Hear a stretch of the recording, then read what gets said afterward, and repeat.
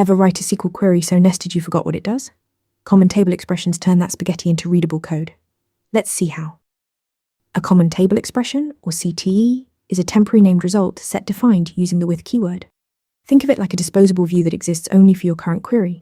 You write with, give it a name, then define the query inside parentheses.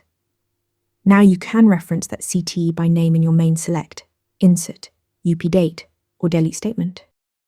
Here's the key. A CTE only lives for the duration of the statement immediately following it. Once your select finishes executing, the CTE disappears. It's not stored in the database. It's not a table. It's just a temporary label for a chunk of data you're about to use.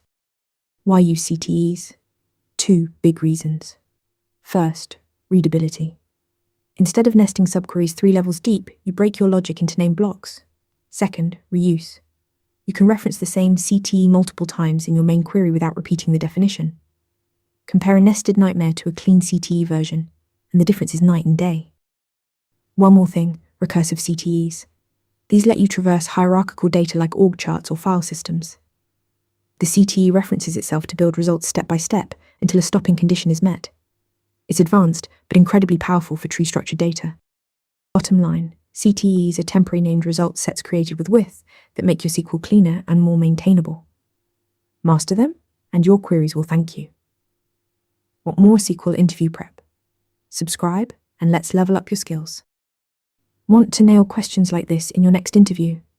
Interview Mentor gives you hands-on practice with real questions.